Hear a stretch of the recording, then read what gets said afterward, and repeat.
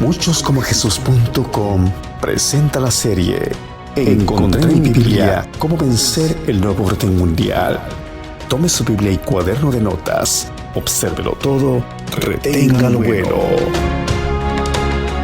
Amados en Yeshua, vamos a hacer un repaso de los videos que hemos visto antes de entrar en tema. Y estamos analizando, según la Biblia, las 3 caídas de seres espirituales o caídas de los ángeles, como decimos nosotros, y cómo eso ha afectado la relación de la humanidad con su creador hasta el día de hoy.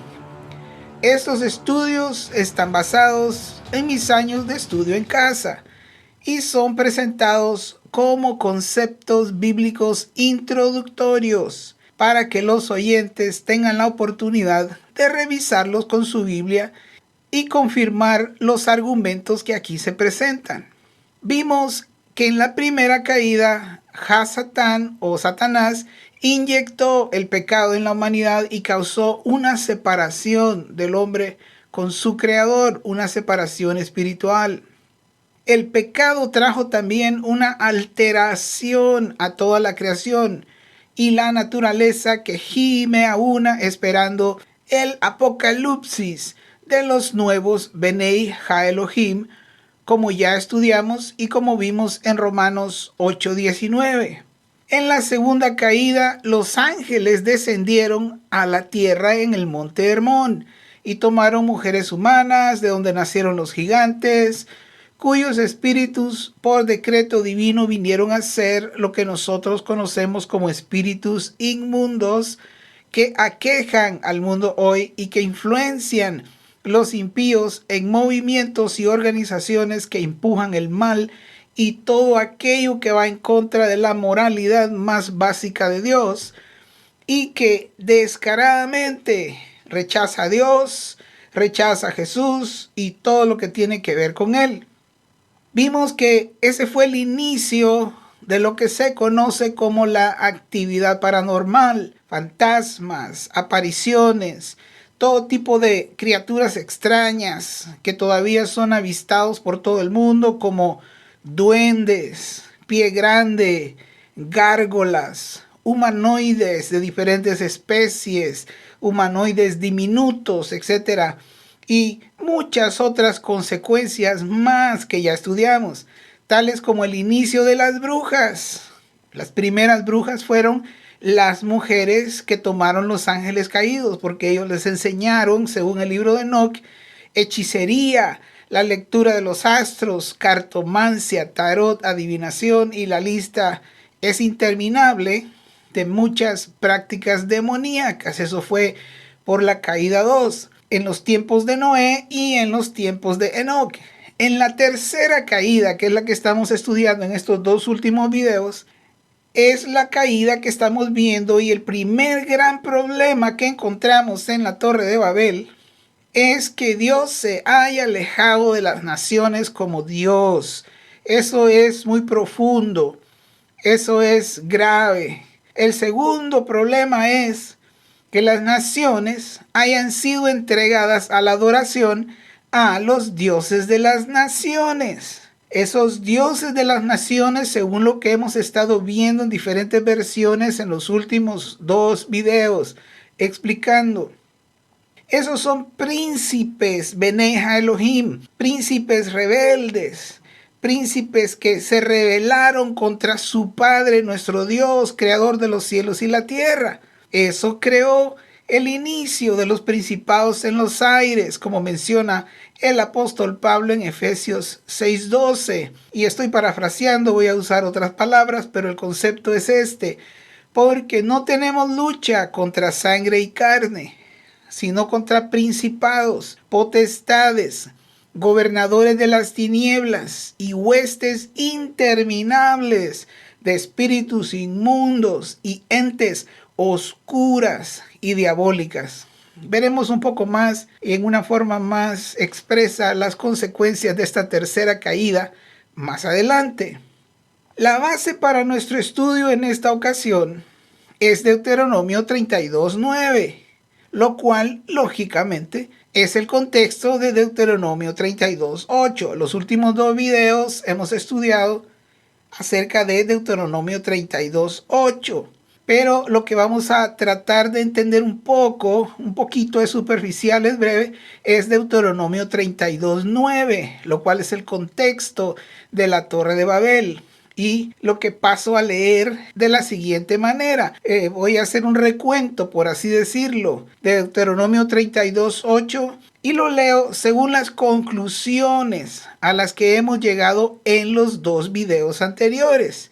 Si usted que me escucha no ha oído eso, probablemente no va a entender lo que voy a decir.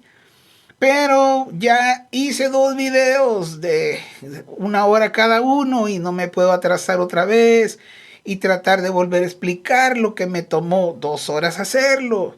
Ahora, voy a hacer un recuento de Deuteronomio 32:8 de la siguiente manera. Cuando el Altísimo hizo heredar su territorio en el planeta a las naciones, basado en Deuteronomio 32:8, cuando hizo dividir a los hijos de los hombres cambiándoles el lenguaje, cuando estableció los límites o las fronteras de los pueblos según el número de los príncipes rebeldes Benei Elohim, que al igual que Hasatán se contaminaron en sus corazones con una envidia perversa y un deseo malévolo de ser como Dios. Y ya he explicado antes que eso significa, en otras palabras, el único que tiene acceso como Dios a su diestra es Jesús. En otras palabras, estos ángeles, príncipes rebeldes y Satanás mismo han con una envidia perversa y diabólica, malévola, un deseo incontrolable, han querido el puesto de Jesús, en otras palabras. Y estos ángeles, Benei Elohim, estaban contaminados de eso y fueron asignados como dioses, como ya dijimos, como que Dios dijo, las naciones no me quieren como Dios. Bueno, pues aquí tengo un puño de hijos que están desesperados por ser dioses, pues ahí va un hijo para controlar el reino de Persia, otro el reino de Grecia, como está escrito en Daniel 10. Así que en Deuteronomio 32:8, el Padre castigó a las naciones que lo rechazaron y asignó uno de estos príncipes rebeldes a cada nación en el juicio de la Torre de Babel. Eso es el origen de los principados en los aires mencionados en la Biblia. Ahora, ¿por qué principados? La palabra viene de príncipe. ¿Quién es un príncipe? Yo ya he mencionado esto anteriormente. Príncipe es un término exclusivo del hijo de un rey. No se puede aplicar ese término a otra persona que no es hijo de un rey. No se puede llamar a nadie príncipe si no es hijo de un rey.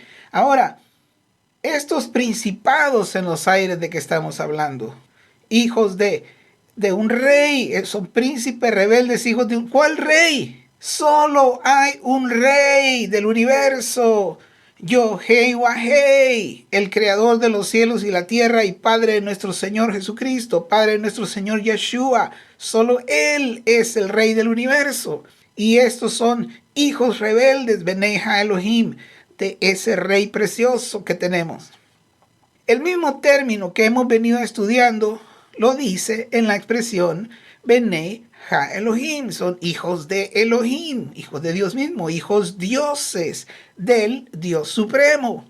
Son más que ángeles, pero menores que Jesús. Son más que ángeles, pero, por así decirlo, de la misma especie de Dios mismo y de su Hijo Jesús. Son lo que yo llamo los hermanos menores de Jesús. Así que, en el juicio de las naciones en la Torre de Babel, el Altísimo se aleja de las naciones como Dios y los entrega a los dioses de las naciones, que son sus propios hijos dioses rebeldes. Veremos un poco más acerca de esto en breve, pero primero veremos el siguiente verso después de eso en Deuteronomio 32, el cual es el verso 9. Recuerde bien el concepto del verso 8 para entender bien el verso 9. En el verso 8 hay un juicio a las naciones, Dios se aleja de las naciones y las entrega a sus propios hijos dioses rebeldes para que ellos sean los dioses de las naciones. Y mire lo que dice inmediatamente después en el verso 9. Porque la porción de Yahweh o de Jehová es su pueblo, Jacob, la heredad que le tocó. Lo voy a decir otra vez.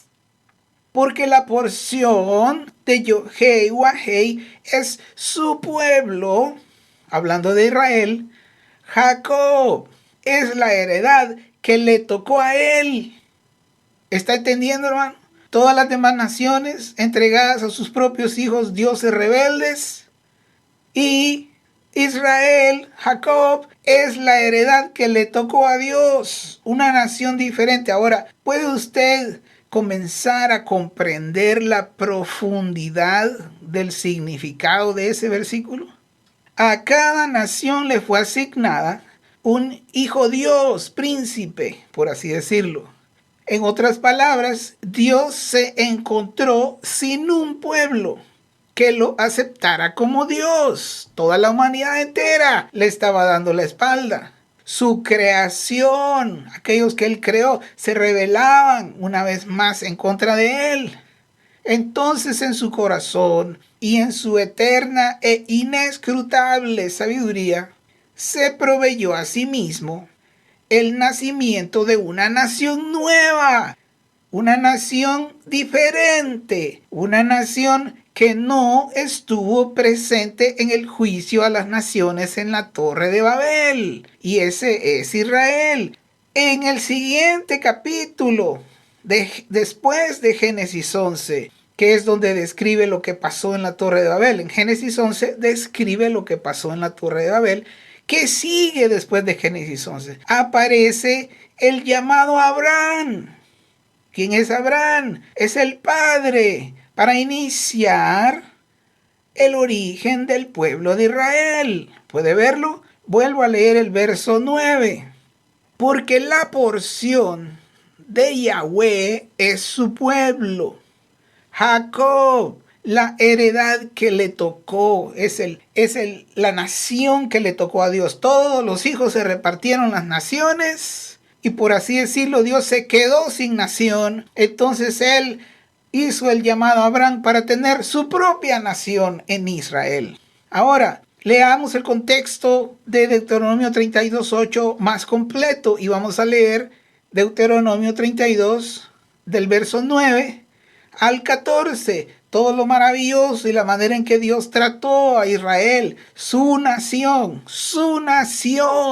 su única nación, todas las demás entregadas a la autoridad, a la idolatría, que vamos a ver más adelante acerca de eso, la relación que existe de los dioses de las naciones con los ídolos, y como cualquiera que diga que va a seguir a Jesús y que va a entregarse a Dios, debe. No hay alternativa, no hay tales, perdónenme las personas que me escuchan que no les va a gustar esto, pero veremos que no hay tales de ser cristiano pero adorar a una imagen de la Virgen. No existe eso en la descripción de las Escrituras. Eso no es válido delante de los ojos de Dios. Eso no funciona. Es una mezcla inaceptable delante de sus ojos. Pero veremos un poco más acerca de la idolatría más adelantito. Voy a leer el contexto en Deuteronomio 32 del 9 al 14. En la versión de Valera del 60. Porque la porción de Jehová es su pueblo, Jacob es la heredad que le tocó. Le recuerdo, todas las demás naciones les tocaron a los hijos rebeldes y Dios escogió un pueblo para sí en su corazón y llamó a Abraham en el siguiente capítulo 12, que vamos a revisar en un momento. Verso 10, Deuteronomio 32, 10. Le halló en tierra de desierto y en yermo de horrible soledad. Lo trajo alrededor, hablando de Israel, lo instruyó, lo guardó como a la niña de su ojo. Verso 11, como el águila que excita su nidada, revolotea sobre sus pollos, el Señor así cuidando a Israel, extiende sus alas, lo toma, los lleva sobre sus plumas. Jehová solo le guió, sin ayuda de nadie más, y con él no hubo Dios extraño. Oiga los términos, usted está entendiendo bien lo que eso quiere decir. Jehová solo guió a Israel y no hubo con él Dios extraño. Verso 13, Deuteronomio 32:13, lo hizo subir sobre las alturas de la tierra, sentido figurado, y comió los frutos del campo, e hizo que chupase miel de la peña y aceite del duro pedernal, mantequilla de vacas y leche de ovejas, con grosura de carneros y carneros de Basán, también machos cabríos, con lo mejor del trigo y de la sangre de la uva, bebiste vino. Entonces vemos allí un cuidado especial. Dios estaba, por así decirlo, en términos que nosotros entendemos, estaba entusiasmado, él estaba feliz, él estaba, por así decirlo, ilusionado con un pueblo nuevo, un pueblo diferente, un pueblo que no estaba sometido a los principados a los cuales habían sido entregadas las naciones en la Torre de Babel. Este era su pueblo, este era su porción, estos eran sus consentidos, hermano. Va comprendiendo por qué es que ellos se les llama que son los escogidos entre todas las naciones. Por eso son los escogidos, porque fueron un pueblo que nació en el corazón de Dios para tener un pueblo para sí mismo, un pueblo diferente a todas las demás naciones. Este pueblo no iba a correr atrás de otros dioses, no iba a correr atrás de ídolos. Así que vemos y encontramos en la Biblia que inmediatamente después, en la Torre de Babel, que Dios se aleja de las naciones como Dios de ellos, aparece en el registro de la Biblia el llamado a Abraham, que es el origen del pueblo de Israel. Y eso vemos clarísimo que de Génesis 11, que habla de la Torre de Babel y el recuento de lo que pasó allí, pasamos a Génesis 12, vamos a leer Génesis 12, versos del 1 al 8, y a medida voy a hacer algunos comentarios breves en este pasaje. Leo en la versión de Valera de 1960. Génesis 12:1. Pero Jehová había dicho a Abraham: vete de tu tierra y de tu parentela y de la casa de tu padre a la tierra que te mostraré, y haré de ti una nación grande, y te bendeciré. Y fíjese bien lo que dice: y engrandeceré tu nombre y serás bendición. Aquí, como usted puede ver, es al revés de la Torre de Babel. En la Torre de Babel estaban erigiendo la torre para hacerse ellos mismos su nombre. En el llamado de Abraham, lo que sucede es que Dios mismo es el que va a hacer un nombre grande para Abraham. Es al revés. Sigo leyendo el verso 3. Bendeciré a los que te bendijeren, y a los que te maldijeren maldeciré.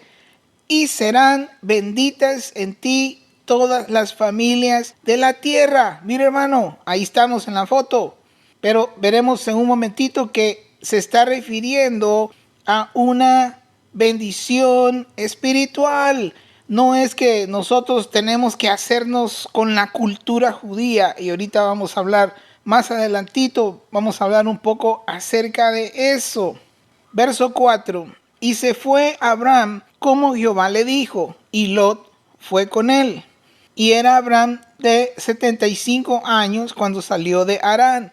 Tomó pues Abraham a Sarai su mujer y a Lot hijo de su hermano y todos sus bienes que habían ganado y las personas que habían adquirido en Harán, y salieron para ir a tierra de Canaán, y a tierra de Canaán llegaron. Verso 6. Y pasó Abraham por aquella tierra hasta el lugar de Siquem, hasta el encino de Moré, y el cananeo estaba entonces en la tierra. Verso 7. y apareció Jehová a Abraham. Es muy interesante la expresión de que Jehová se le apareció. Y no voy a entrar en eso ahorita, pero usualmente la manifestación de la misma presencia de Dios era por medio de su Hijo Jesús. O sea que prácticamente se le apareció Jesús, representando a Yahweh el Altísimo. Y le dijo, verso 7, a tu descendencia daré esta tierra. Y edificó allí un altar a Jehová, quien le había aparecido. Fíjese aquí, Abraham está también edificando algo, pero a nivel personal. Él está edificando un altar, un lugar de adoración, un lugar de invocación. Y esa debe ser una característica de todos aquellos que decimos que somos de la fe de Abraham. Debemos tener en nuestra vida personal. Es una relación personal con el Padre y con el Hijo, y edificar altares. Fíjese que el altar que edificó él aquí en verso 7 es un altar individual en lugar de una torre comunitaria, si se puede decir así. Es un altar individual. Luego el verso 8 dice, luego se pasó de ahí a un monte al oriente de Betel y plantó su tienda, teniendo a Betel al occidente y a Jai al oriente, y edificó allí altar a Jehová. Ahí va otra vez. Es una invocación continua, es algo personal, es una relación personal. Y voy a dedicar unos videos a hablar acerca de el trato personal de Dios con las personas, para que ellos lleguen a ser de los escogidos y vencedores de las 7 iglesias. Pero aquí dice en el verso 8, y edificó allí altar a Jehová, e invocó el nombre de Jehová. Mire, él no invocó otros dioses que existían en las naciones, sino que su invocación estaba dirigida al Altísimo Yahweh, creador de los cielos y la tierra. Hasta ahí la lectura. Creo que dije que hasta el verso 9. Bueno, leamos el 9 y dice, y Abraham partió de ahí caminando y yendo hacia el Negev. El Negev quiere decir el desierto. Él fue caminando hacia el desierto. Ahora, pero como veremos, en la eterna e inescrutable sabiduría y omnisciencia del Altísimo, el llamado a Abraham y las promesas eternas en su hijo unigénito Isaac, tenía en mente a todas las naciones, a usted y a mí, hermano. Por amor, no importa donde usted sea. Yo soy de Honduras. Usted, si es de El Salvador, de Guatemala, de México, nacido en Estados Unidos, en España, en donde sea, en Perú, en Argentina, en Brasil, en donde sea que usted nació, Dios tenía en mente incluirnos en las promesas hechas a Abraham por medio de su hijo Isaac. Así que Israel vino a ser el pueblo escogido por Dios. Ahora usted entiende bien a qué se refiere eso de que este fue el pueblo escogido. Porque todos los demás pueblos ya tenían su propio Dios. La idea original era que Israel fuera un pueblo diferente a todos los demás, especialmente por no adorar otros dioses ni copiar lo que hacían las demás naciones en sus prácticas abominables, culturas orientadas a la adoración a ídolos, a imágenes de piedra, imágenes de oro, plata, madera, arcilla, etc. Culturas como la cultura mexicana, cuando ellos adoran el Día de los Muertos. Hermano, eso es lo que se llama necromancia, y vamos a ver un poco de eso ahora, porque en estos tiempos Israel está, hermano, hasta la frente, sumergido. El fariseísmo moderno y los judíos modernos están practicando necromancia, que es la invocación a los muertos. Y voy a continuar hablando de esto en el próximo programa, pero eso es una práctica abominable delante del Altísimo. Pero solo quiero mencionar que yo hice un video acerca de eso, de 15 minutos, acerca de Israel y las consecuencias, de las que nadie dice nada. ¿Por qué? ¿Cuál fue la razón por la que sucedieron esas cosas en Israel? y la serie de sucesos que vinieron después de eso en esos días. El video lo puede encontrar en mi canal y se llama Paz quitada de Jerusalén. Y a manera de pregunta, ¿por qué? La respuesta es muy simple, porque enojaron nuevamente al Dios de Israel con su práctica pagana del Lag BaOmer, que no es otra cosa que invocación a los muertos o la necromancia. Lo siguiente yo no lo puse en el video porque fue una serie de eventos que pasaron después de que hice ese video. Pero empezando que en la mera fiesta de los judíos ortodoxos, que son los fariseos modernos, murieron 45 personas, murieron niños y hombres, eso fue terrible. Pero después, claramente, la paz desde ese punto fue quitada de Jerusalén, les llovieron misiles de sus enemigos, la protección fue quitada de sobre Jerusalén, hermano. Murieron 2 personas más en otro culto que estos mismos judíos ortodoxos hicieron y se desplomó una gradería en medio del culto, estaban alabando a Dios y se desplomó la gradería y murieron otras 2 personas. Hubo revueltas callejeras en Jerusalén. Hubo asaltos, tanto contra judíos como contra palestinos en las calles de Jerusalén. Había alboroto. Hubo incendios en los bosques alrededor de Jerusalén. Hubo un agujero o un socavón que se tragó un carro en un estacionamiento y pasaron muchas cosas más. ¿Usted cree que todo eso fue casualidad? No lo creo.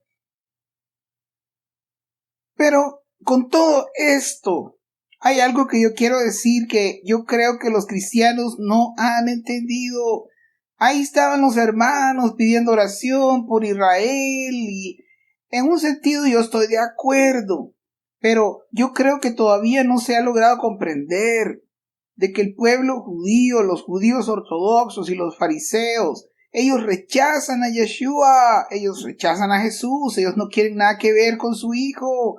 Y es cierto que parcialmente hay una ceguera, pero también hay mucho endurecimiento de corazón en contra del plan de Dios por medio de su Hijo. Hermano, tenemos que aprender a orar bien. No es orar hacia lo loco por todos los judíos, así como que sí, hermano. Israel, para decirle algo, la capital oficial de Israel es Tel Aviv. Tel Aviv, escuche esto, hermano. Es la capital mundial del movimiento gay en el mundo. El país de Israel está en un nivel de corrupción terrible. Es el país más corrupto del área. Es terrible. Y nosotros debemos comprender eso y orar por el remanente de Israel. Hay un remanente y por ellos es que nosotros debemos orar. Así que aquí le dejo esta información y voy a continuar en el siguiente programa. Toda esta serie ya está en su celular. Búsquenos en YouTube como Muchos como Jesús. Escríbalo todo junto, Muchos como Jesús. También puede visitarnos en nuestra página muchoscomojesus.com, donde encontrará todos los videos y los horarios de radio y televisión. Hasta la medida de la estatura de la plenitud de Cristo. Ese es el plan de Dios para vencer el nuevo orden mundial.